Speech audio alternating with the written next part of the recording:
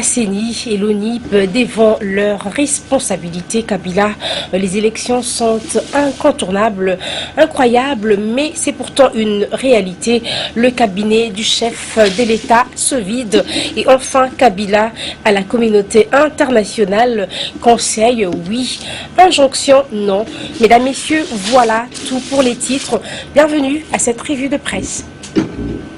Bonsoir. Le discours du chef de l'État défraie la chronique. La CENI et l'ONIP défendent leurs responsabilités. Kabila, les élections sont incontournables.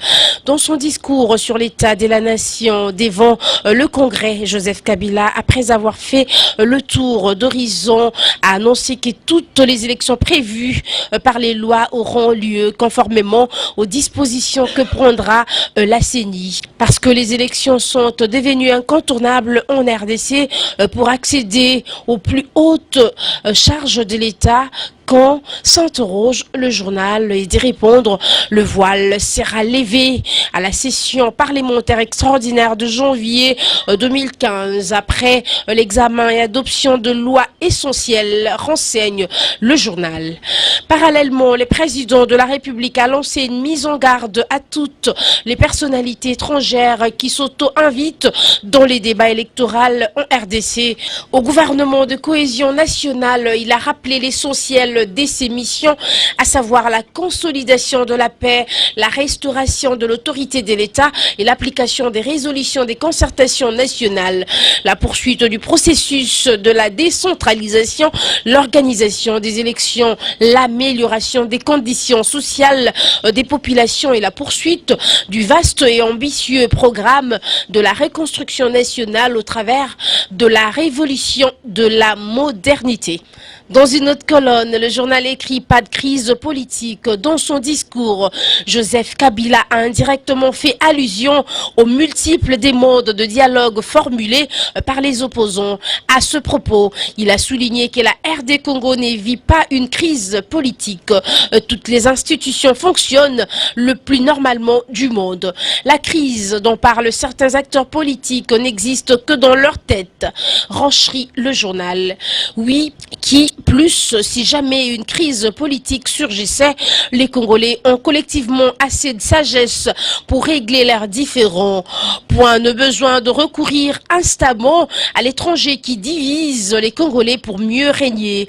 Le gouvernement Matata II, équipe dans laquelle cohabitent les membres de la majorité présidentielle et l'opposition dite républicaine élargie au MLC, a été présenté comme un modèle des réussites de la politique d'ouverture du chef de l'État. Néanmoins, la main de Joseph Kabila reste tendue. Principe de non-ingérence, ajoute le journal. Le président de la République a lancé une mise en garde contre toutes les personnalités étrangères qui s'auto-invitent dans les débats électoraux en RDC, chute l'auteur de l'article. La même information relayée par le vif du Congo, Kabila à la communauté internationale, conseil oui, injonction non. Au journal d'argumenter ainsi, il a invité tout le monde à faire montre de la modération et au respect de l'autre. Et se voulant plus concret, Joseph Kabila a abordé la question brûlante des élections en annonçant toutes go qu'elles sont incontournables pour l'accès au pouvoir et de promettre il ne lésinera sur aucun moyen pour que toutes les élections soient organisées conformément aux dispositions que la CENI prendra.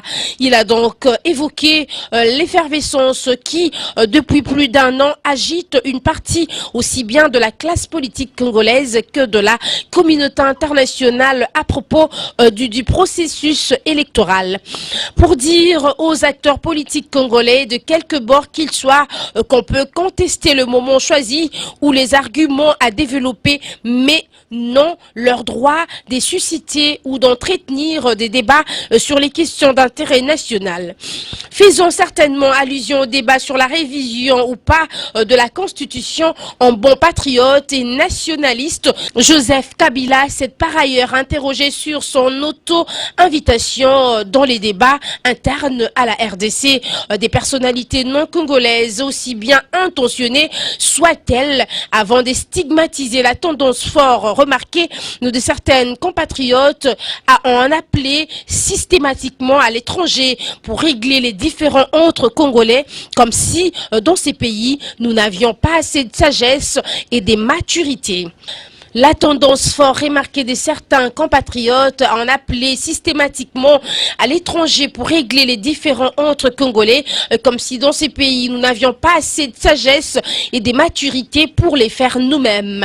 Ainsi lancé, le président de la République s'assumant comme garant de la nation s'est dit d'autant plus étonné que ces comportements se manifestent alors qu'il n'y a pas de crise politique en RDC.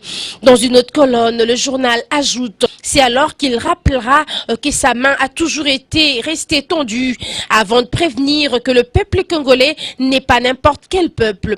Ces peuples et descendants de Béatrice Kimpavita, Simon Kimbangu, Kasavubu Lumumba Gizenga et Laurent Désiré Kabila, énumère le journal, a déclaré Joseph Kabila, fin des citations, pour souligner combien les Congolais est jaloux de son indépendance acquise au prix du sang. Message sans équivoque à tous ceux qui cherchent toujours à s'immiscer dans les affaires intérieures de la RDC et à soumettre son peuple. Message d'autant plus clair lorsque le chef de l'État dira sans détour à l'intention des partenaires de la RDC, nous sommes toujours prêts à recevoir des avis, conseils et suggestions, mais jamais des injonctions. Incroyable, mais pourtant une réalité. Le cabinet du chef de l'État c'est vide, s'exclame le Monitor. En République démocratique du Congo, les collaborateurs de Joseph Kabila partent un à un, les uns après les autres pour d'autres fonctions dans d'autres structures. Est-ce une sorte de désaveu ou une manière de se débarrasser de ce que l'on peut considérer comme des bois morts qui ne peuvent plus rien donner de neuf? S'interroge le journal et de répondre. Difficile à dire pour l'instant. Toujours est-il que le mouvement des départs est demeuré constant ces dernières années. Il y a quelques minutes, c'est Louise Mayuma, alors directeur de cabinet adjoint, avait préféré de quitter le bureau d'huillier du Palais de la Nation pour aller siéger au Palais du Peuple en qualité de député national. Celle qui abordait des grands chapeaux lors des cérémonies officielles s'en était allée sans dire quoi que ce soit ou sans que l'on sache le pourquoi de son départ, alors que jusque-là, elle travaillait sans histoire. D'autres anciens collaborateurs du chef de l'État avaient pourtant obtenu mieux. Pourquoi donc est-elle descendue d'une arène où seuls les grands bavards savent se faire écouter? S'interroge encore le journal et des répondre. Bien avant elle, l'on a connu certains Boufaya, parti lui au moins comme vice-gouverneur de la province de l'Équateur. L'on ne peut non plus oublier Wale Lungula. Dans une autre colonne, le journal écrit remanier le cabinet au plus vite.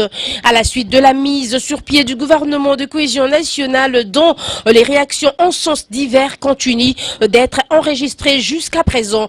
C'est le directeur de cabinet adjoint Henri Yave Moulang qui devient le ministre des Finances. Celui-là à la baraka puisqu'il prend le juteux poste d'argentier national que Matata Pogno. Le premier ministre maintenu à son fauteuil, manipulé par son ministre délégué interposé. Pour les observateurs, ces énièmes départs devraient normalement pousser Joseph Kabila à remanier son cabinet, car à l'heure où la situation politique devient de plus en plus préoccupante, il est d'une impérieuse nécessité que le chef de l'État s'entoure des nouveaux collaborateurs capables de l'aider à mieux appréhender les contours de cette situation et à en tirer des leçons qui s'imposent. C'est donc tout pour cette revue de presse. Mesdames, Messieurs, bonsoir. C'en est donc fini pour cette revue de presse. Merci à vous de l'avoir écouté. Suivez-nous également dans locoleacongo.com et faites le www.congolocolenews.com. Là, vous aurez toute l'information sur la République démocratique du Congo. On se retrouve demain. D'ici là, portez-vous bien en compagnie de congolocolenews.com. Merci.